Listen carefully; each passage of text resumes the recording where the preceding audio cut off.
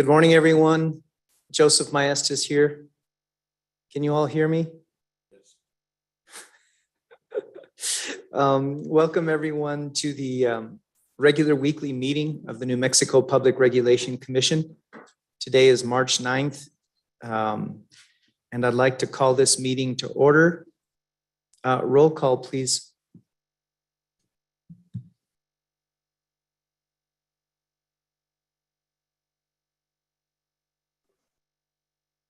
How about a roll call? Yes. Good morning, Commissioner Maestas. I'll take the roll call. Commissioner Maestas. Here. Commissioner Hall. Here. Commissioner Vicente Aguilar. Here. Commissioner Fishman. Commissioner Byrd. I'm a present. We do have a quorum. 4 members are present. Commissioner Fishman is not present yet, but he probably will be joining soon. And Thank you, Judy. Renata, is Renata here?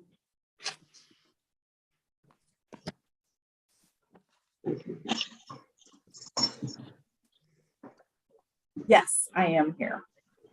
Good morning, Renata. Do you mind leading us in the Pledge of Allegiance and the State Pledge? Yes. Pledge allegiance to the flag of the United States of America and to the republic for which it stands, one nation, under God, indivisible, with liberty and justice for all. I salute the flag of the state of New Mexico, the Z is symbol of perfect friendship among united cultures.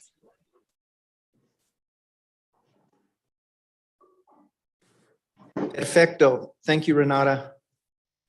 All right, members of the commission, you have the agenda before you. Are there any proposed amendments? Any changes? Mr. Chair, Yes, Commissioner Byrd. I would like to propose we move all regular action items into the consent action. You're on order, sir. Unless there's a second. Withdrawn. Any potential changes? Oh, and I just, Mr. for the Chair. record, Commissioner Fishman has joined us. Welcome, Commissioner Fishman. Yes, Vice Chair Hall. I would like to remove one item from the agenda, unless we have time. This may be a quick agenda. And that is item, let's see, it's in under Roman numeral 9, discussion and potential action items, number 4. The discussion regarding Western Public Utility Commission's joint action framework on climate change. Okay, I you'd know like it's- to have that removed? Yeah, let's just do it next week. I think that would be simpler. I have to leave early. I have a doctor's appointment so I have to leave at 10:30, actually 10:20. I'm supposed to be there at 10:30, but the appointment's not until 11. So I have to leave early today. I'm not sure we'll get to this. Okay, we have one amendment, and that is to strike item 9 for discussion regarding Western Public Utility Commission's joint action framework on climate change. Any other proposed amendments to the agenda? If not, do I hear a motion to approve the agenda as amended? So moved. Okay, we have a motion by Vice Chair Hall. Do I hear a second? Second. A second by Commissioner Byrd. Any discussion on the motion? Hearing none. Roll call vote. Judy? Commissioner Byrd, Aye. Commissioner Fishman. Aye. Commissioner Hall, Aye. Commissioner Vicente Aguilar, Aye. Commissioner Maestas. Aye. The motion passes 5-0 as amended. Thank you, Judy. Next, we have item 4, introduction of special guests. We have an employee of the month for March 2022. Renata, you're presenting.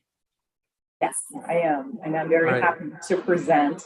Our employee of the month for March is Melanie Sandoval.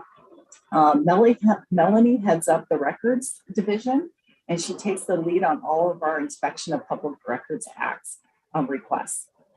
Records has, over the past couple of years, gone from paper to electronic filing during COVID, and had to oversee moving large amounts of paper files into electronic scan files into storage, and then also having to reduce, that amount of files and moving into the open building. Melanie's really organized. She's very on top of the workload for records, and she always does it with a smile on her face.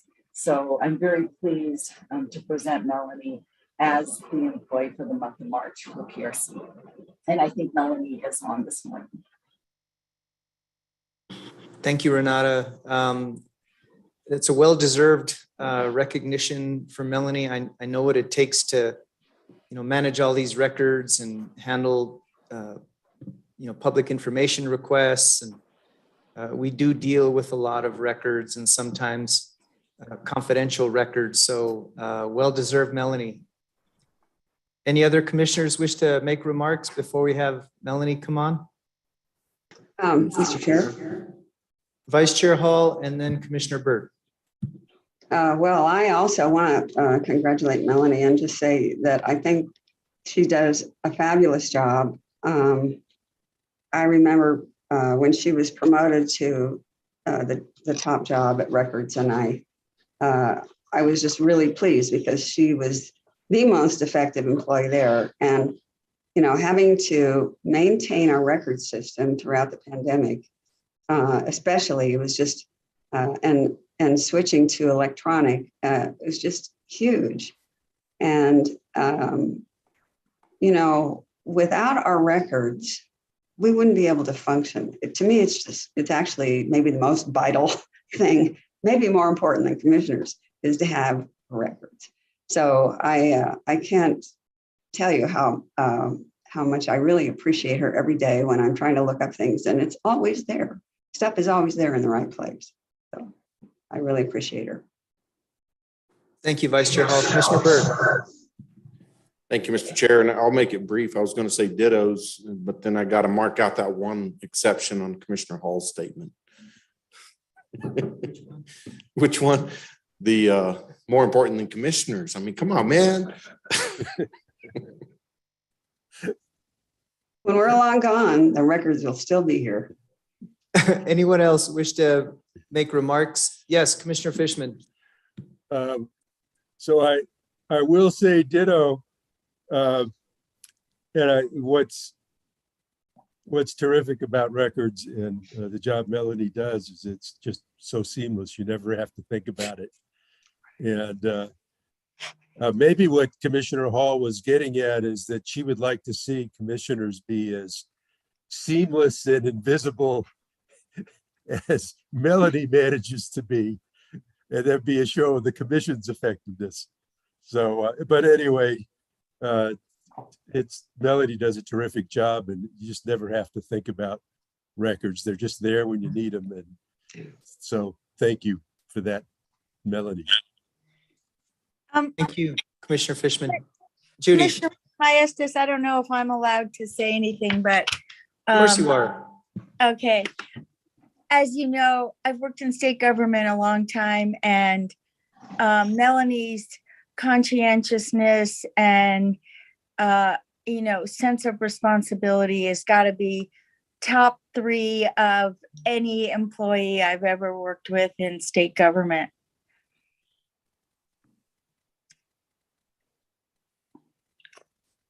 Judy, who are the other 2? Um, I'm going to get you in trouble. You don't want to answer that. Well, I actually have 2 in mind, but you're right. I don't want to answer that. But I would say we are so fortunate to have Melanie. She will never be permitted to retire. Fine with me. Thank you, Judy. Anybody else that wish to make comments regarding this recognition of Melanie? All right. Did you say Melanie is on, Renata? I don't know if she wants to say a few words. I believe she is on. Melanie, are you there? Yes, good morning, Chairman, Commissioners, fellow PRC staff. I appreciate the recognition and all the kind words. Records is a team effort, and I have a great team. And we all love working for you guys, and thank you. Thank you, Melanie, and thank you, Renata, for bringing this forward. All right, let's move on. I would like to, say that we've been joined by Mike D'Antonio with Southwestern Public Service. Welcome, Mike. We don't have any public comments, so let's go ahead and move on to item 6, consideration and approval of prior meeting minutes, specifically the minutes of the February 23rd, 2022 open meeting. Do I hear a motion to approve? So moved. Okay, we have a motion on the floor by Vice Chair Hall. Do I hear a second? Second. Second by Commissioner Byrd. Any discussion on the motion? All right, hearing none. Judy, please take the roll call vote. Commissioner Maestas, Aye. Commissioner Fishman, Aye. Commissioner Vicente Aguilar, Aye. Commissioner Byrd, Aye. Commissioner Hall. Aye. The motion passes 5-0. Thank you, Judy. We don't have any consent agenda action items. We're moving on to regular action items. Item 8, we have none under transportation matters, but we do under utility matters. So our next action item is in the case of 21-186-UT in the matter of Southwestern Public Service Company submittal of energy efficiency potential study pursuant to final order in case 19-140-UT and corresponding requests for approval. Judy, are you going to kick this off and then perhaps hand it to Anthony? I can kick it off by stating that Anthony has done a very thorough job with this case, and I'd like him to present the RD, and then I can present the proposed order.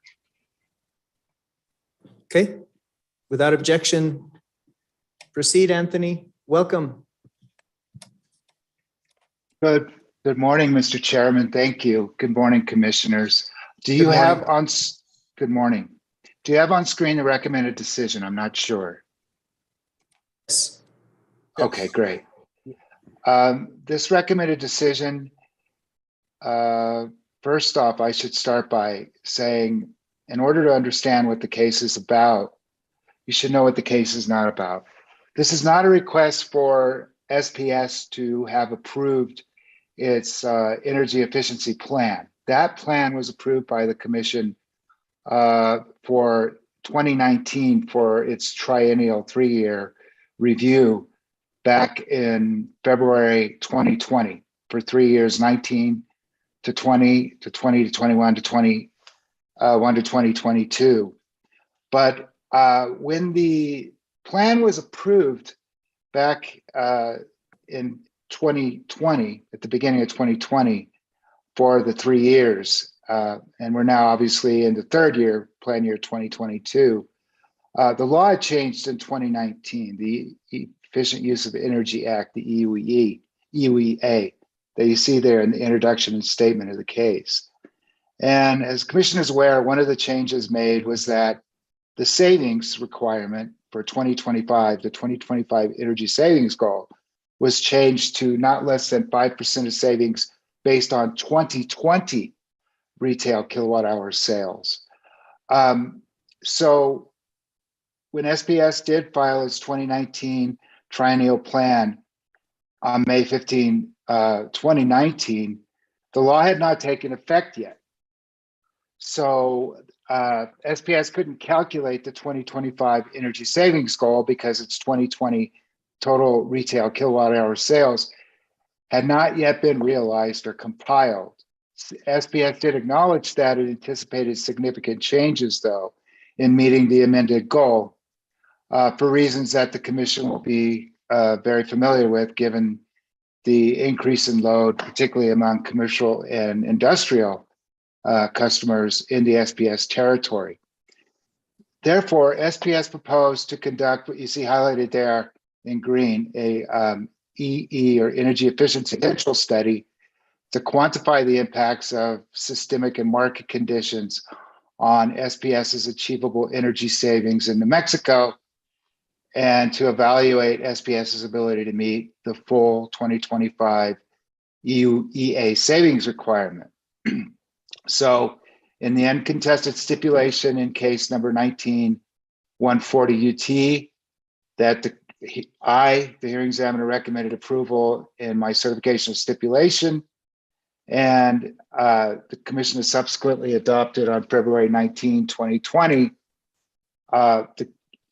the signatories to which included SPS, CCAE, the Attorney General, and staff, agreed that SPS would file by June 1, 2021, its findings from the EE potential study and any proposed modifications to the 2019 triennial plan. So that's what this case is about. It's about providing the findings of the potential study and the proposed modifications that SPS would have the commission approve to its already existing 2019 triennial plan.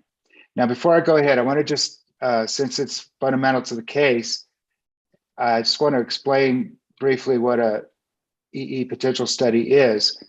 And basically, it's a focus market research study that, as you see in footnote 7 there, highlighted in green, characterizes the opportunity for demand-side management, DSM, programs to influence customer market behavior in favor of selecting more efficient products and processes.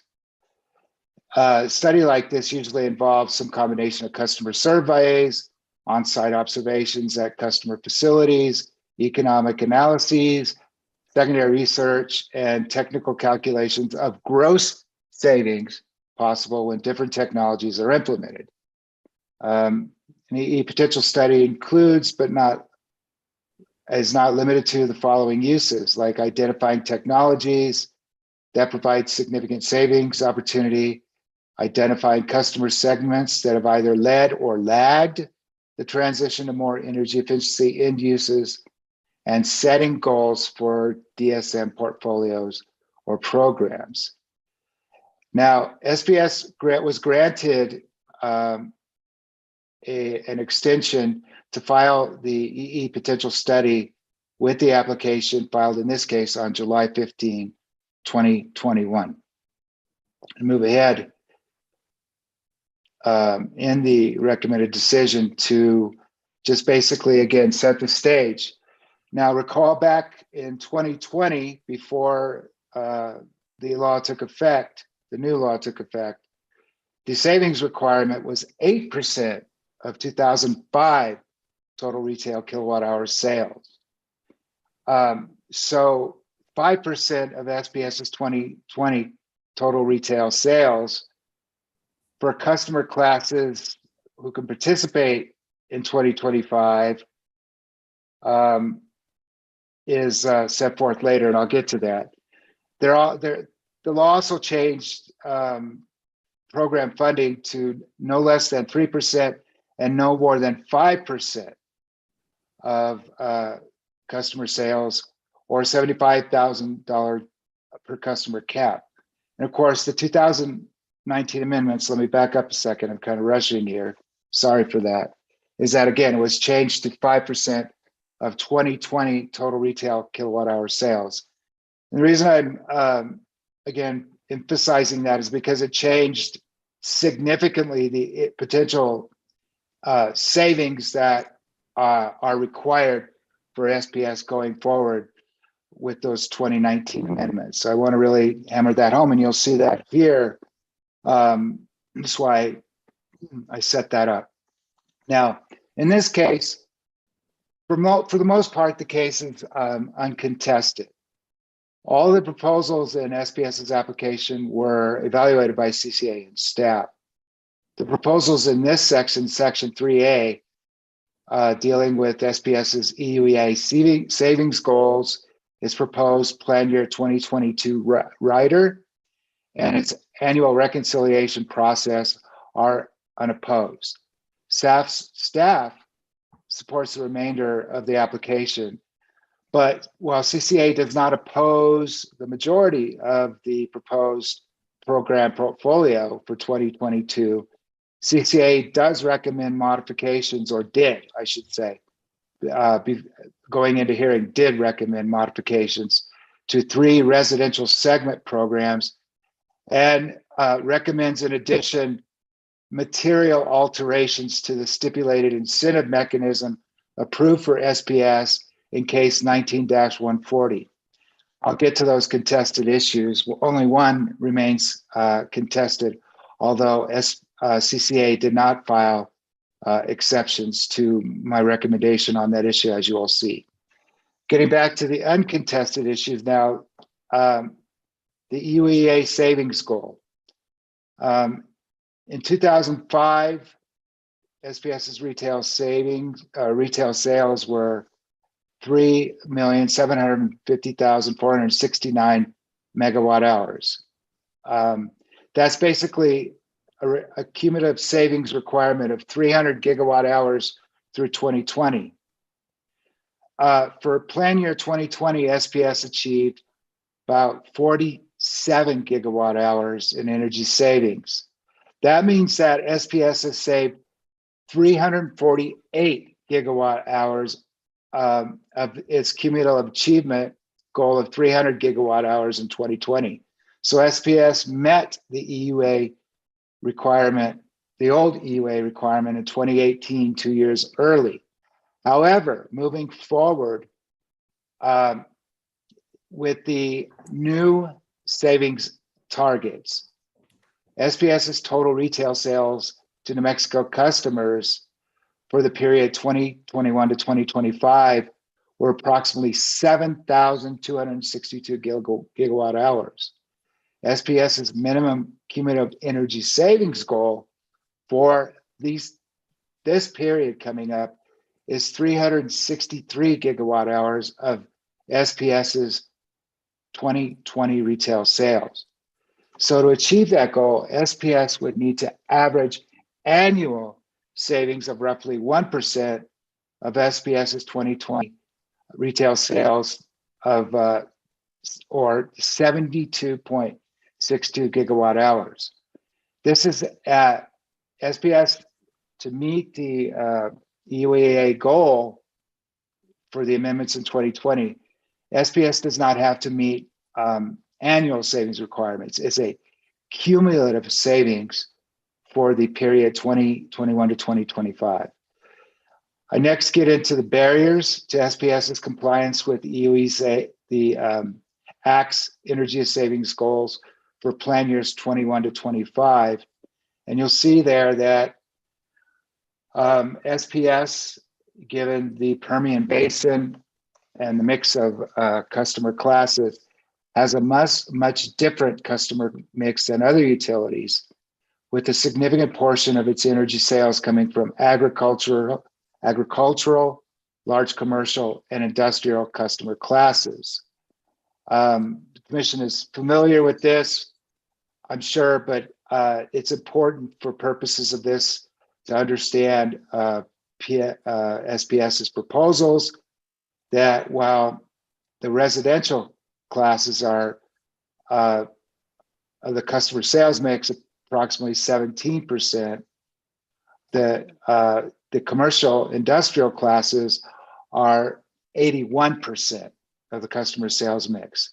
However, for the distribution of savings available, you see that the residential class is about 60% of the savings contribution to the customers, whereas the C&I classes are at about 35%. I go through, we dealt with this in detail in 19-140, the 2019 case, but I summarize it here a little bit, the reasons for that. the EE potential study shows that, for instance, even with the residential classes. Now, let me get back to the CNI. As Mr. Schoenheider explained at hearing, the CNI classes, and I talk about this a little bit later, the CNI classes and the RD a little bit later, the CNI classes already use state-of-the-art, for the most part, efficient equipment. Many of the customers, the major customers in the class. As for the residential customers, right now, to be cost effective and well suited to households, that for SPS, you need to replace long-lived equipment, but only a small fraction of the opportunities are expected to be available every year going forward. For example, with cooling systems, with an expected lifetime of 20 years, that would result in approximately 5% of systems being replaced in any given year. Therefore, only about 25% of households can be expected to replace cooling systems before 2025, significantly reducing SPS's opportunities to encourage the selection of more efficient equipment among all classes, but significantly among the residential segment or residential customers. Also affected, when this case was filed, there's likely to be changes to commodity market conditions. Now, I addressed this with Mr. Schoenheider, SPS's lead witness in this case at hearing, and I indicated that it looked like, obviously, natural gas prices were going up at the time, and that would actually potentially increase the UTC and actually provide more opportunity for savings. In fact, in your packet yesterday from news articles, there was one that you received from Sarah. There was one article that indicated that given high commodity and natural gas prices, there was the opportunity for customers to do more in terms of energy efficiency for their homes. So I addressed that with Mr.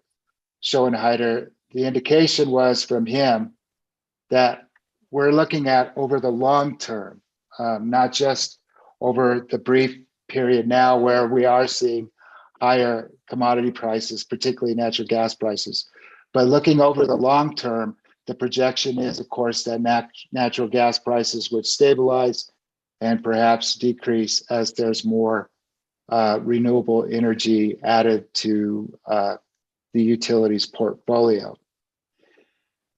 Now, the next part of the recommended decision is the potential study. It gets highly technical. So I'm going to move past it to get to the results. I can certainly come back if the commission has any questions about the potential study that the commission may have regarding the potential study, but I'm going to get to the results of the potential study. So based on the potential study, SPS is proposing a revised energy savings requirement of approximately 270 gigawatt hours. That's consistent with the findings of the 2021 to 2025 cumulative maximum scenario in the potential study. There's a reference scenario based on the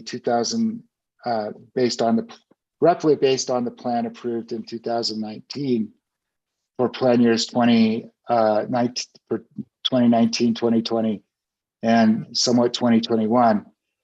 But as you see in the table here, that reference scenario would have shown about 200 gigawatt hours or 197,915 megawatt hours. The maximum that Guidehouse, who conducted the study, Guidehouse is an independent consulting company out of Washington, D.C. It acquired Navigant Consulting in 2019. That potential study shows a maximum scenario net customer of 279,791 megawatt hours. Of course, SPS is recommending approval of an energy savings target for 21 to 2025 of 269,769 megawatt hours. Now, how SPS arrived at that number is by, as you see there, removing the top 18 customers who are at the $75,000 annual cap on energy efficiency programming funding contributions. When you do that, you see that the reduction of comes down to reducing the total retail sales in kilowatt hours from that 7,261,545,248 kilowatt hours to it reduces it. Is there a question? Okay, I heard some feedback, sorry. Anyway, so with that reduction, taking out those 18 customers cap sales, it reduces 2020 retail sales to gigawatt hours to 5,395. When you multiply that, you get that the sales in gigawatt hours. The 5% of that is the 53.95 gigawatt hours. That's the annual trajectory, which so with that, I find that as the unrefuted evidence demonstrates, SPS's proposed revised EUEA goal reasonably reflects the upper end of cost-effective energy efficiency savings that can be achieved given the specific composition of SPS's customer base, while recognizing the limits on the budgets available to fund energy efficiency programs. I find, therefore, that the revised energy savings goal is credibly founded, and I recommend that the Commission approve it.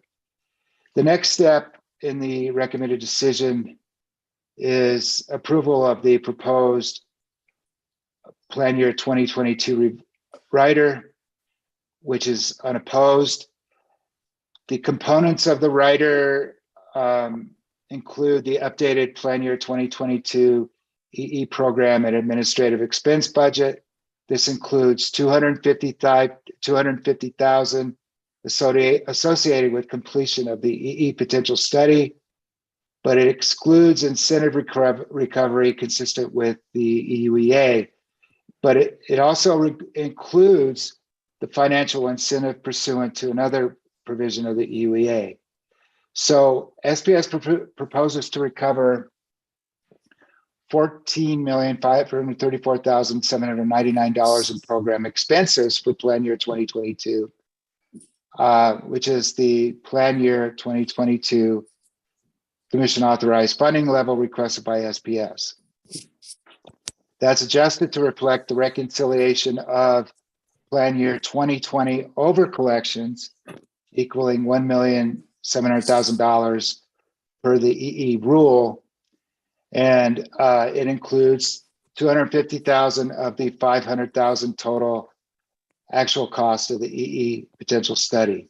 The other $250,000 SPS is recommending to carry forward and recover in the next plan, triennial plan, which pursuant to the rule, I should mention SPS is slated and required by rule to file on or about May 15, 2022 for the next 3 years. For the financial incentives, SPS estimates a Plan Year 2022 base incentive of $857,553. The total incentive after reconciliation and true up of the Plan Year 2019 incentives and Plan Year 2020 incentives is $1,324,465.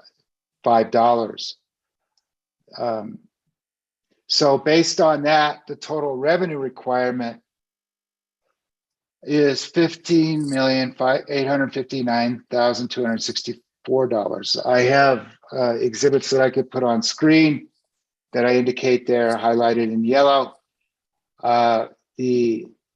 Based on Justin Adams' testimony in the case, the total proposed plan year 2022 EE rider is 4.143% of customer bills.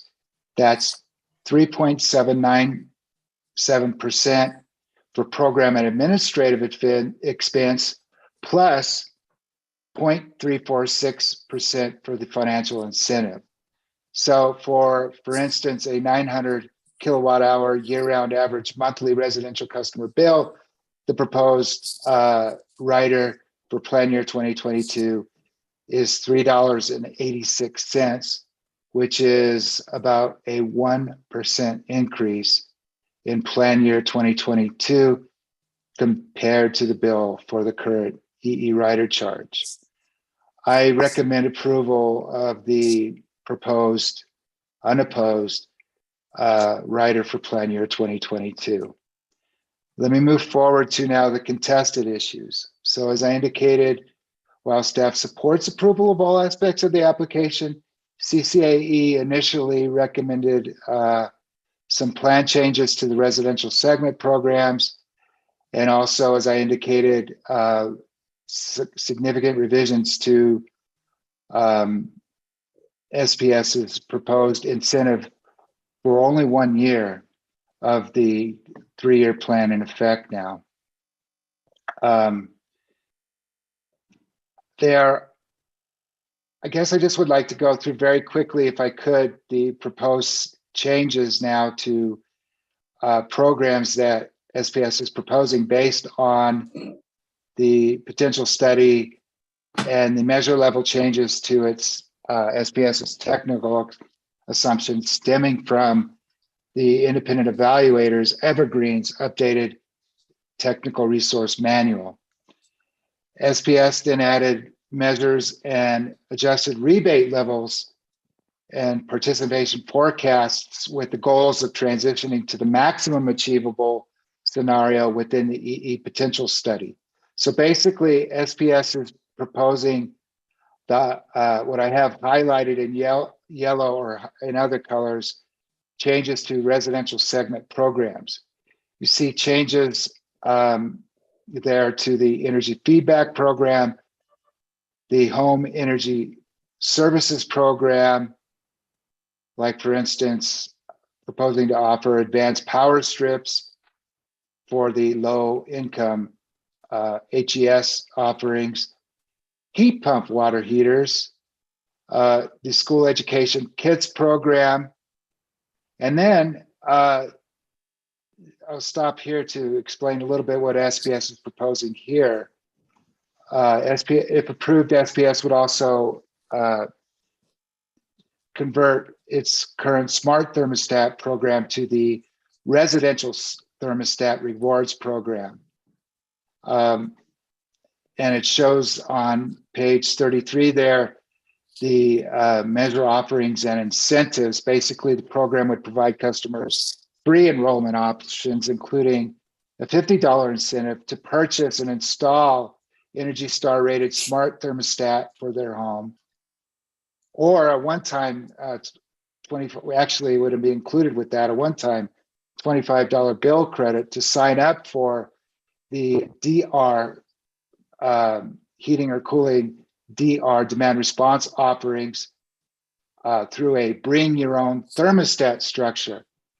Those highlighted in yellow, those both incentives are available to those customers. A third option would be to have a $25 bill credit for customers who have a free Energy Star rated smart thermostat direct installed and enrolled in the DM, demand management portion of this offering.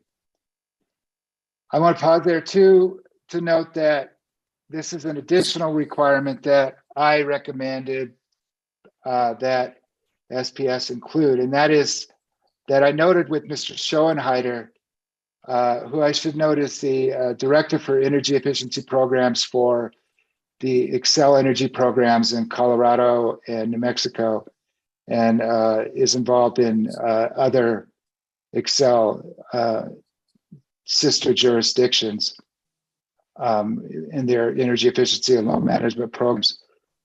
I noted that SPS doesn't have a demand management program or measures available for the customer, for the C&I, commercial and industrial customer classes.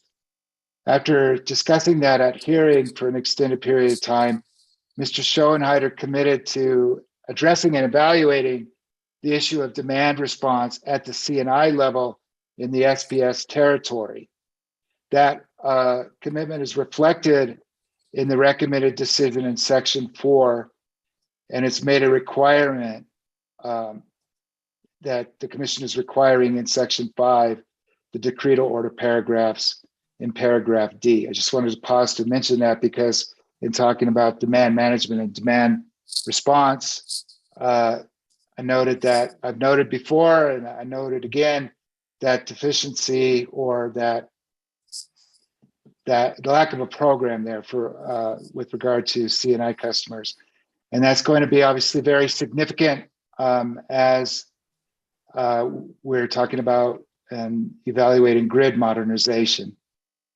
The other thing I'd like to talk about very briefly is the refrigerator recycling program, which SPS is proposing to bring back. It was removed from the 2016 plan filing for plan year 2017, but SPS thinks that based on the PRM and the potential study that it's now something that should be brought back. And so SPS is proposing to bring back a refrigerator recycling program. SPS, based on the potential for energy savings under the maximum scenario in the residential segment, SPS is not at this time proposing any changes to the business segment or business classes, although it is committed to looking at a demand management program and evaluating that in the 2022 triennial plan that'll file on May 15th. But there are no proposed changes basically to the business segment for plan year 2022. The proposed program budgets, the next part I'd like to talk about, and staff and CCA both support and recommend approval of the plan year 2022 energy efficiency program budgets. In the triennial plan, SPS proposed energy savings goals of 40 gigawatt hours at a budget of about $10.6 million for plan year 2022. That would result, SPS estimated, in marginal energy costs benefits, total benefits of $17.7 million in 2022. Now, based on the revised forecasted plan year 2020 EE program portfolio, SPS is targeting that goal that I mentioned of 56.492 gigawatt hours and that budget of $14.5 million. With that portfolio of programs, it's expected to produce lifetime benefits from avoided generation capacity, transmission and distribution capacity, and marginal energy costs of $26.4 million in lifetime benefits.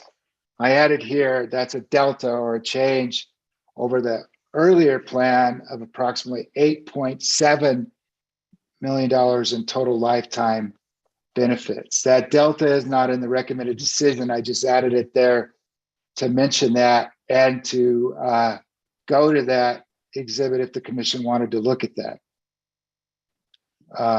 The delta summary. So basically, consistent with the uncontroverted evidence, I recommend that the commission find SPS's plan year 2022 energy efficiency program budget reasonable and necessary to achieve SPS's revised energy savings goal. Now, I'm going to move forward to, you see there that I just wanted to mention that the plan year 2022 UCT ratio is estimated at 1.82. That shows that indicates that based on the analysis under the UCT that is required under the Act, that there should be savings of $1.82 in lifetime avoided supply costs. That correlates back to that $8.7 million delta and the energy savings that I indicated above, getting back to that number of approximately $26.7 million in lifetime savings from energy efficiency programs. Now, it may be higher or lower. It may be higher because of the avoided costs being changed because of the high gas commodity costs right now that are expected over the long term to trend lower. But for now, the forecasted savings are the amount that are in the record that I just summarized. So getting to the first of the two CCA proposed changes, CCA witness Brandt initially recommended some changes, 3 changes to the residential segment that you see there. I'm not going to mention them because after discussion at hearing, based on SPS's objection to them, and my observation at hearing, that while the program changes or tweaks are well-intentioned, it might be more fruitful and more efficient, if you will, to have them considered as part of the next triennial plan that will be filed in May, that it might be better for CCA and other stakeholders to discuss those recommendations and make the changes for the next 3 years, as opposed to just trying to make them for one plan year of it, a 3-year already approved plan. CCA agreed to that, and so those changes are deemed withdrawn for purposes of this proceeding. So with that, I recommend that, based on the unrefuted record, that the proposed modifications to the plan year 2022 EE programs are reasonable, necessary, and cost-effective, warrant commission approval, and I recommend that the commission approve those as well. Now, the final issue to address involves SPS's incentive mechanism for plan year 2022. As you recall from case 19-140, the commission approved incentive mechanism for plan years 2020 through 2022, provides that incentives are based on expenditures in the particular plan year. They're performance-based. They 5.9% of expenditures based on 33 gigawatt hour savings. There's a stepped up increase of 0.10% bonus incentive over the base incentive based on that 0.10% increment level. And it's capped at the approved WACC, weighted average cost at the time that the triennial plan was approved in 19-140 of 7.2% of expenditures for energy savings at or above 47 gigawatt hours. Now, SPS is not proposing to change the incentive mechanism, but given the much more aggressive energy savings goal the stepped up energy savings goal for plan year 2022 based on the potential study, SPS did recalibrate the incentive mechanism to account for changes in those incremental savings goal targets that SPS must achieve in order to earn an incentive. So again, it will be the incentives for plan year 22 will still be based on SPS's expenditures for plan year 2022, actual expenditures. The incentives are performance-based with a base incentive of 5.9% as before, based on an increased base target of 44 gigawatt hours of savings. They still have that 0.10 stepped up bonus incentive, and it's still capped at the 7.24% of expenditures at or above 47 gigawatt hours. The proposed incentive mechanism for plan year 2022 is attached to my decision as Appendix 1. I could put that on screen too later if the commission would like. Based on that higher threshold, it represents an increase of 33% over the approved threshold of 33 gigawatt hours in the 2019 triennial plan, and is, as SPS asserts, directly related to the achievable savings potential identified in the EE potential study for plan year 2022. The base incentive at 44 gigawatt hours also represents 78% of SPS's forecasted plan year 2022 savings goal of 56 gigawatt hours.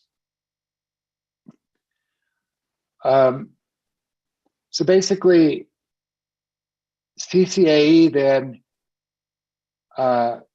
recommended that the commission make significant modifications to the incentive mechanism proposed by SPS in this case, because CCAE alleged it makes it too easy for SPS to achieve its maximum incentive amount and did not give SPS enough incentive to exceed the energy savings target proposed in this case. Therefore, Mr. Brandt proposed to maintain the current base incentive of 5.9%, but to increase the base savings goal threshold by 2 gigawatt hours to a savings threshold target of 46 gigawatt hours, or 82% of the savings goal. Brandt also proposed to change the amount earned for each additional gigawatt hour above the base incentive goal to 0.075%, down from the current 0.10%. So basically what's being recommended there is that the tranches be narrowed so that the energy savings goal would result in slightly lower incentives at each tranche level up to the maximum. So under CCA's proposal, SPS would earn, excuse me, an incentive of 6.65% at the targeted savings goal of 56 gigawatt hours for plan year 22, which would earn the company $966,564 if it achieved the goal. Again, it would still have that maximum incentive of 7.24% of expenditures if SPS reached annual savings of 64 gigawatt hours or greater. Both SPS and staff oppose the alternative mechanism proposed by CCA for the reasons discussed on pages 50 through 53 of the recommended decision. I recommend that SPS's proposed incentive methodology be approved because, as you see there on page 53 to 54, I find that it rationally recalibrates the currently approved incentive mechanism to reflect the revised energy savings target for plan year 2022 necessary to earn the base incentive as guided by the EE potential studies forecast of net achievable savings. But it does not change the incentive structure approved by the commission in case 19-140, which, by the way, CCAE was to, as well as staff and the Attorney General back in 2019-2020. As for CCAE's proposed alternative mechanism, on the other hand, I find that it exceeds the scope of this limited proceeding, and irrespective of that being misplaced in this case, it would be inequitable to upset the benefit of the bargain struck by the signatories to the stipulation in case 19-140 to require SPS to accept a retooled incentive mechanism in the final year of the 2019 triennial plan. Instead, like the other recommended changes that to the residential segment program that CCA initially wanted made but withdrew, SPS's the changes to SPS's incentive mechanism of the magnitude proposed by CCA are more appropriately addressed within the broader framework of SPS's next triennial plan filing, which is coming up very shortly in May 2022. Finally, turning again to another issue which was not addressed in the case, but which I noted based on the EUEA language regarding incentives. While the EUA provides utilities an opportunity to earn an incentive on cost-effective energy efficiency and load management resources, SPS's current incentive mechanism is designed to measure and reward meeting energy efficiency kilowatt hour savings goals, but does not factor in any load management, or otherwise known as demand management kilowatt savings. It's focused on kilowatt hour savings and obtaining an incentive based on the kilowatt hour savings, but doesn't deal with demand management or capacity or kilowatt saving. So after SPS agreed, Mr. Schoenheider did, that load management is going to become increasingly a critical component as we move to a more flexible grid, Mr. Schoenheider also agreed that the utilities incentive mechanism should factor in or measure demand management savings as well as energy savings.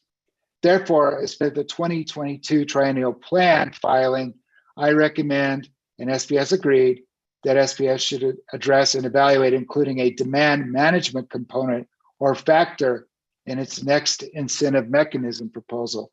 I should note as an aside that to the best of my knowledge, neither of the two other investor-owned electric utilities have any kind of a different mechanism with regard to measuring any demand management savings. And so this is just a wrinkle or a new wrinkle on incentives that I'm proposing. And again, it's fully supported based on the language of the act with respect to incentives.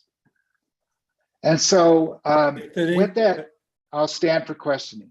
Oh, okay. Mr. Fishman. Mr. Chairman, commissioners, I'll stand for questioning. I'm sorry. Thank you, Okay. Anthony. Mr. Chair.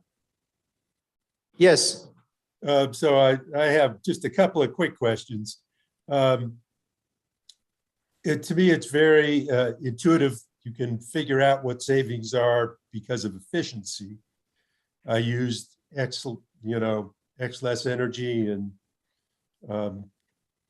that's going to save me money. Demand management, it seems like it's a lot more squishy how you calculate the savings. Was any discussion had about that? That the actual how one would measure that, there was some discussion, but we didn't get into detail about that. That's the purpose of evaluating that going forward. I think it probably is measurable based on the independent evaluators' evaluation of DM programs for commercial industrial customers. I agree, Mr. Chairman, Commissioner, that it is a squishy area, but that's at least something that I'm recommending that, and SPS agreed, that should be looked at, because again, the purpose here is to acknowledge that DM going forward, as we move to modernize the grid, that there need to be achievable savings in that area as well. So to the extent that that can be looked at and evaluated, that's what I'm recommending. Excuse me. And another area that's always been a little unclear to me is to the extent that demand management becomes a capacity resource, and this applies to efficiency as well. If there are measures that if you adopted them, they exceeded the 5% budget for these kinds of programs under the EUEA, can those be adopted as basically resources going forward outside of the EUEA? Mr. Chairman, Commissioner, very good question. As you know, yes, it could be a standalone proceeding. It could be as part of a rate case, or it could be as part of the EUEA plan. For instance, it's as P&M has gone back and forth with proposing a load management program for certain customer classes, either in the rate case. To my knowledge, it hasn't done it, or it may. I'm not sure now where it stands with regard to doing the energy efficiency docket. But it doesn't have to be done. But again, I'm not recommending that SBS put forward in its next triennial plan any particular DM program, just asking that SPS evaluate the issue. Right. SPS could recommend that in its part of its next rate case, that the CNI, after, as P&M would do, and again, that's based on my knowledge of addressing in the past energy efficiency plans for P&M, that P&M will discuss with its customers, trying to tailor a program, which for a long time, the program that the commission had approved for P&M for demand management wasn't working. It still may not be working at all. It was basically defunct, but the commission, it was still approved for whatever reason going forward, that particular rate, that loss interruption rate. But that was not done in the energy efficiency docket. So the same applies here. I should also note that Excel, Public Service Company of Colorado, SPS's sister company in utility in Colorado, has robust energy load management programs for commercial and industrial customers. Of course, the customer mix and the types of customers in Colorado are slightly different than the more oil and gas based and agricultural customers in the more rural SPS territory. Do you see any potential conflicts if we're looking at 2023, well, actually even 2022, but 2023 in particular, summer resource adequacy issues, and we need to put in place or decide to put in place demand management. And demand management could be as simple as incentives to certain customers to hold back usage in certain hours. To me, that's demand management. Nothing in what we're looking at in the EUEA would prevent us or the utility from moving forward with those kinds of programs outside of the EUEA structure. No, that's Mr. Chairman, Commissioner, that's precisely the point. Okay, just that's precisely the point that I'm looking at, is that it's outside just the energy efficiency complex concept or construct, is looking at it more globally. in terms of, the EUEA, energy efficiency, is not just something to check off on the box.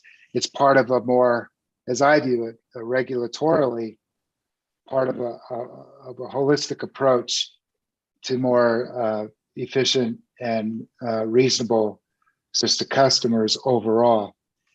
In the context of moving to more renewable energy on the grid, and then having a grid that can handle it responsibly. Okay. Well, thank you. And thank you. It's good job thank you. on what you presented. Thank you, Commissioner Fishman. Any other questions for Anthony? All right. Thank you, Anthony.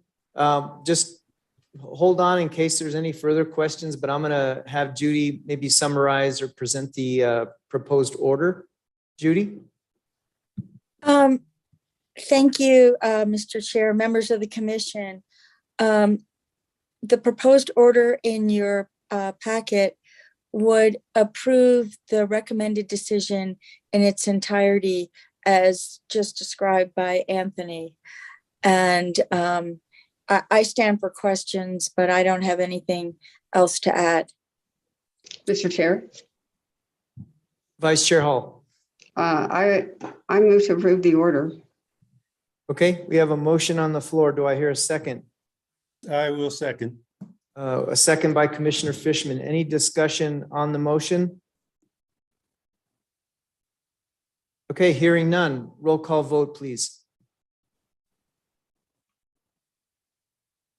Oh, yes. Commissioner Maestas, Aye. Commissioner Byrd, Aye. Commissioner Fishman, Aye. Commissioner Hall, Aye. Commissioner Vicente Aguilar. Aye. The motion passes 5-0. Thank you. Great work, Anthony. Thank you so much. And Judy, thank you for that order. Let's move on to the next agenda item. It's in the case of 19-195-UT in the matter of Public Service Company of New Mexico's consolidated application for approvals for the abandonment financing and resource replacement for San Juan Generating Station pursuant to the Energy Transition Act, and also in the matter in case 20-182-UT in the matter of the application of Public Service Company of New Mexico for approval of renewable power agreements and energy storage agreements and proposal for demand response plan pursuant to final order in case 19-195-UT. Judy, can you give us a summary of this proposed order? Yes, Mr. Chair, members of the commission. As Commissioner Maestas just detailed, this matter comes before you upon two specific filings. PNM's January 26, 2022 filing of a compliance notice on status of purchase power agreements, and upon a February 23rd order in case number 19-00018 on PNM's request to extend use of San Juan Generating Station 4.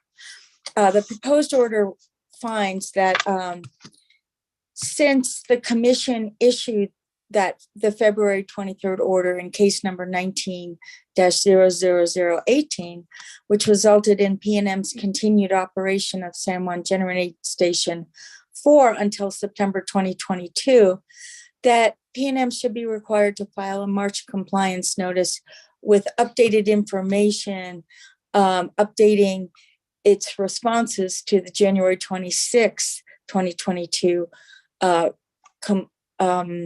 notice. And in addition, that PNM should be required to file an updated loads and resources table in the same form as PNM used in PNM's case number 3137 informational filing. The March 2022 compliance notice should include, but it's not limited to, any and all changes to previous responses contained and information provided in PNM's January 26 compliance notice, an updated list of loads and resources tables enumerating all sources of firm capacity until 2031 as set out in the case 3137 informational filing for 2022. A list of capacity resources P&M is pursuing to replace any actual or potential shortfalls in the San Juan replacement portfolio, any possible bill impacts from the February 23rd order in case number 000918, and an update regarding the date the replacement resources for the Arroyo Solar, Hickory, and San Juan projects will be completed, including communications between P&M and the contractors. And lastly, the proposed order would set up a schedule for monthly compliance notice updates in this docket, given the changing nature of the date of the replacement resources for the Arroyo Solar, Hickory, and San Juan projects. That would be by the end of the month of each month. P&M would update its previous month's compliance filing. And that summarizes the order. Thank you, Judy. Any questions regarding this order? Any questions for Judy? One quick question, Judy. So we didn't specifically list the Rockmont. My understanding is that that project is in default. Will this action provide the commission with updates on that particular project, or is it just simply not going to be built? You know, that's a good question. I do not know whether Rockmont is going to be built, but I can include that project specifically in this order, and then when P&M responds, we will be able to find that out. I'd recommend that as a friendly amendment to this order. I can do that. Okay. Any other questions for Judy on this? If not, do I hear a motion to approve the order with that friendly amendment? So moved. Okay, we have a motion by Commissioner Byrd. Do I hear a second? I will second. Second by Commissioner Fishman. Any discussion on the motion? Any discussion? All right, hearing none. Roll call vote, Judy. Yes, Commissioner Vicente Aguilar. Aye. Commissioner Hall. She may have left, so I will move on to Commissioner Fishman. Aye. Commissioner Byrd. Aye. Commissioner Maestas. Aye. The motion passes as amended 4-0.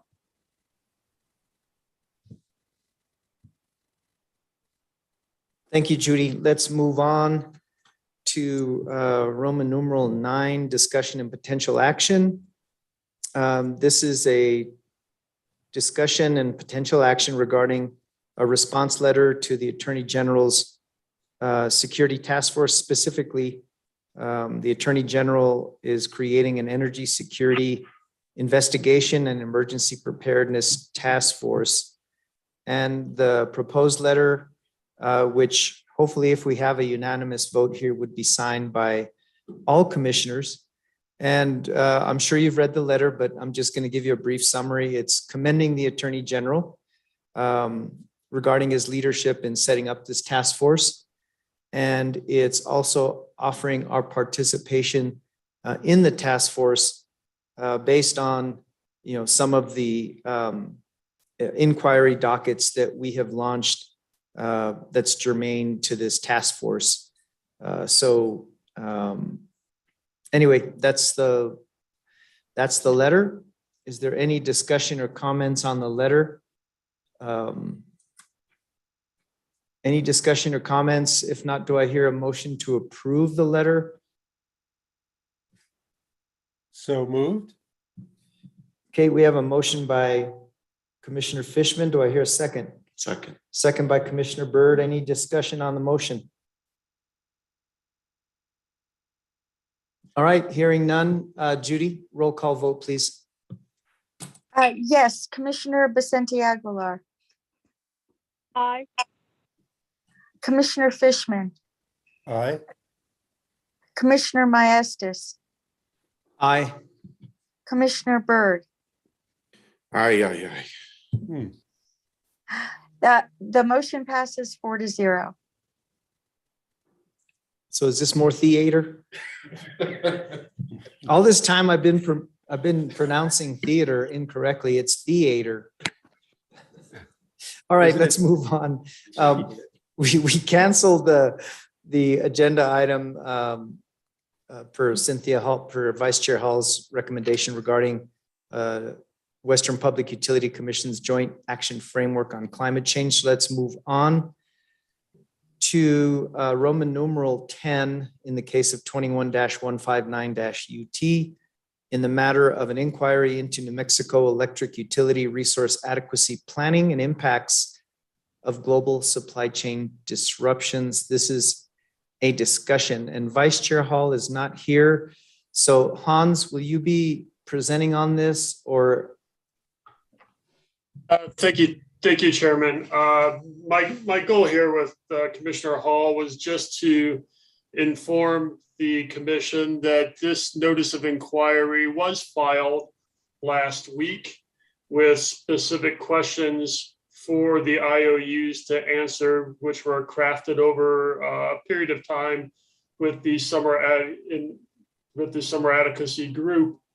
Those responses are due back from the IOUs on March 17th, St. Patrick's Day. And once I get a chance to review those responses, I will be formulating a summary of those responses and circulating that to the commissioners as a memorandum and overview of the responses we got in order to see if additional questions will be needed, any further questions will be needed at this time. But I just wanted to let the entire commission know that that was circulated and did go out, and that I'll be following up with all the commissioners after March 17th to provide a summary of the responses that we received from the companies. Thank you, Hans. Any question for Hans? Okay, I guess since we're on this topic, I just wanted to announce that State Department of Homeland Security and Emergency Management has invited representatives of the Public Regulation Commission to discuss supply chain challenges. And that meeting will take place on Thursday, March 10th at 1 o'clock at the Santa Fe office of Department of Homeland Security and Emergency Management. Hans, is there any way you can have any preliminary information? But probably not. But if there's a way you can provide a summary of all those responses so far in preparation for that meeting, that'd be great. Okay, let's move on to communications with Chief of Staff. Mr. Chair, real Oh, quickly. before we apologize. move on. Yes, Commissioner Fishman. Yeah, could, Hans, could you send out just a quick email to the commission about the time and the location of that meeting with that the chairman just described? I'm going to be in town, and I might want to show up on that one. I will coordinate with Commissioner Maestas and Christopher Hall on that, and I'll provide that information along with the summary of what I can provide prior today. Terrific. Thank you, Hans. And Colin, are you on the call? Yes, sir. Yes, Colin, yes, Chairman. is Vice Chair Hall going to attend the April 10th meeting? I just want to make sure that we don't have a quorum, and if we do, I don't know if we need to notice this. If it's all right, Chairman, can I contact Commissioner Hall after her appointment and see if she's planning on attending? Sure. Okay. Okay, thanks, you. Colin. Sorry to put you on the spot there. Thank you, Chairman. All right. Oh, yes, let me correct myself. Apparently I said April 10th. It's March 10th, which is tomorrow. Tomorrow. Okay. All right. Excuse me, let's move on. Wayne, communications with Chief of Staff. Good morning, Mr. Chairman and members of the commission. First, I just I want to echo the comments made about Melanie as employee of the month. As I noted in the chat section of the Zoom call, not only are all the wonderful things said about her true, but all the wonderful things she's been doing for us. She's been doing for the PRC for 23 years. And that really is a remarkable record of achievement. And I just want to add my congratulations to her on the much deserved recognition that she received this morning. The only other item I wanted to mention, Mr. Chairman, is that I had the opportunity yesterday to spend a little time with Bob Hoovey and Casey Dunn in Albuquerque doing a brief but very informative railroad inspection. This is something I'm hoping to be able to do throughout the spring, is to get out of behind my desk and get out with our staff who do ambulance inspections and railroad inspections and pipeline inspections to get a better sense of what they do. I must say, Mr. Chairman, I was incredibly impressed by Bob and his knowledge level. I know the commission is aware of his background and many, many years, decades, in fact, experience with in the railroad industry. We're just fortunate to be able to have somebody with that experience on our staff. Frankly, we can't really afford people with that level of experience, but we've been lucky to have Bob come on. I think he just passed his first year with the PRC, but very much enjoyed the inspection yesterday. I know that Bob's job and Casey's job is much more difficult and much more extensive than the brief exposure I had to it yesterday. But it is a good reminder to all of us that we have some really good staff out there that we don't always see on these meetings or don't always appear before the commission, but they are out there doing good work on behalf of, in particular with our pipeline safety folks and our ambulance folks and railroad inspection staff doing really good work in terms of protecting public safety. And so just wanted to let the commission know that I had the opportunity to do that yesterday. I'm sure that they would welcome anybody else who hasn't had a chance to go out into the field to do so, whether it's commissioners or staff. And I certainly would encourage that if you have some time, because it was a very, very informative educational experience for me. And with that, Mr. Chairman, I'm happy to answer any questions or discuss any other topics the commission would like this morning. Well, thank you, Wayne, and thank you for getting out there with staff. I relish the opportunity to see you wearing a hard hat and a safety vest and some steel-toed boots. That day will come. There may be a picture, Mr. Chairman. I'm not sure, but there may be a picture. Let's post them up. All right. Any questions for Wayne?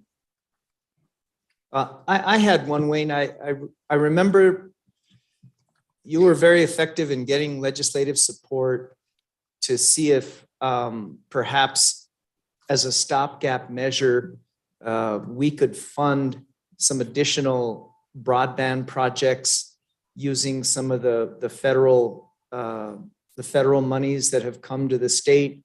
As we all know, we turned away about $25 million in shovel-ready broadband projects. Is there anything percolating, anything that, is there a glimmer of hope that we may at least play a role in rolling out some of these projects using this new tranche of federal funds for broadband projects?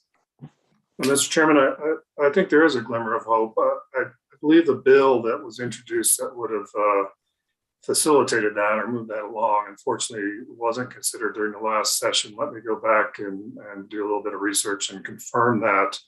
But I certainly think that both the commission and the staff has made impressions on the new broadband czar. We have had meetings with him and his staff, and also just in general with the legislature in getting the word out that the PRC's broadband program is, as you said, shovel ready and very effective. So let me circle back with Russell and see where we're at, and our telecommunications staff to see where we're at, and if perhaps we need to restart our discussions with Do It on that, and just make sure that even if it's not ready, there's something not percolating right now, that we continue to stay in the forefront of any future discussions. Thank you, Wayne. And then lastly, I don't recall what came of the bill, and I don't recall the bill number. It was to carry out our recommendation to raise the cap on the Rural Universal Service Fund, which would increase the cap for the broadband program part of the Rural Universal Service Fund. Did that bill pass? Mr. Chairman and members of the commission, it did not. In fact, it was never, I don't believe it was ever even ruled germane during the 30-day session. So it didn't receive a committee hearing. Okay, thank you, Wayne. Any other questions for Wayne? I see our camera is on the blink. Any questions for Wayne? All right, thank you, Wayne. Let's move on to communications with General Counsel. Commissioner Maestas and members of the commission, I've asked other members and we don't have of OGC and we don't have any communications at this time.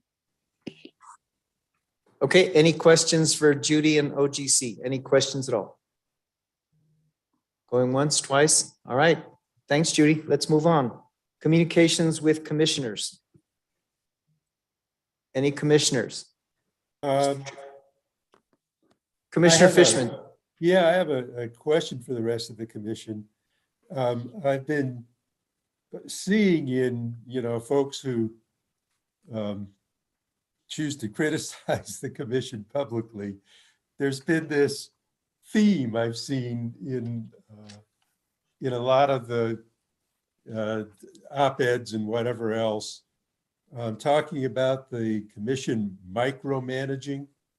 And no one ever defines what they mean by micromanaging. And I'm wondering if any commissioners have any information on that, what people are talking about when they throw around that word. So commissioners, if you know anything about it and what that word means in the context of the commission, I'd appreciate hearing. Well, Commissioner Fishman, I guess from my perspective, I have to look at the source. And if the source is not involved in this industry, to me, it becomes questionable and really not worthy of any concern or consideration, especially when there's inconsistencies and inaccuracies. I think one of the op-eds indicated that we had outright declined the latest Facebook renewable energy project, which is completely false. But there's individuals out there, it seems, that are, surrogates, or I don't know how they're being manipulated by others. But to me and many of my constituents, they brush it off as just noise. Yep, I've been seeing it. It just feels like somebody's using that word as part of a, I don't know what, because I see it just used by so many different people, but I never see it defined and I never see any definition of what it means. So even if it's meant constructively, I can't respond to it. So anyway, I just wanted to ask and see if I was missing something, but apparently I'm not. So thank you. And let me add, Commissioner Fishman, one of the authors of an op-ed that you're referring to, I went ahead and had my assistant send our agency's response letter to the Attorney General's open letter, because I think that is really encapsulates, what this agency did with respect to deliberations leading to the approval of replacement power for San Juan Generating Station. And so I've been saying, and I will continue to say, we're fighting fire with facts, and that's all we can do. Yep. And keep our heads down, nose to the grindstone, and keep doing what we're supposed to do for the people of New Mexico. Yep. So just one final comment. If the folks who have been using that term would be willing to tell the commission exactly what they mean by that, that might be a constructive point that we can respond to. So if you can do that, folks out there, please do. Thank you, Commissioner Fishman. Any other comments from commissioners? Herman. Yes, is that Commissioner Vicente Aguilar? Yes, I have a question for Commissioner Fishman about the op-ed. So are you saying that there's individuals that are critical of the way the Public Regulation Commission has been working lately? Are they anonymous? Is that what you're seeing? Well, it's not anonymous, but I've seen several different authors and several pieces that have been published in newspapers or in interviews, in articles where they use that same word, micromanagement. And it feels like it's a theme that critics of the commission are picking up on. And I see the word micromanagement in all of these different pieces, yet I never see the word micromanagement defined. They're never explaining what they mean by that. And it might be a perfectly valid point for all I know, but until you define it, I can't respond to it or change my behavior if it is a valid point if you don't define it. And so I'm just asking folks, gee, what's the definition here? And because I have no idea what you're talking about when you say micromanagement. So I don't know how to respond in any constructive manner. Anything else, Commissioner Vicente Aguilar? No, that's it. But Mr. Chairman, if you're done, I have another request. Sure. I know that we should have done this at the beginning of the meeting, but maybe it's not too late. There was a City of Santa Fe police officer he was deceased in the line of duty. Maybe we can do a moment of silence, Mr. Chairman. Thank you, Commissioner Vicente Aguilar. Yes, there was a horrific accident that occurred here in the Santa Fe area about a week ago. And Santa Fe police officer, Officer Duran, I believe, was killed, as well as a retired firefighter from Las Vegas. And so at Commissioner Vicente Aguilar's request, I'd like everyone to have a moment of silence for these lives lost.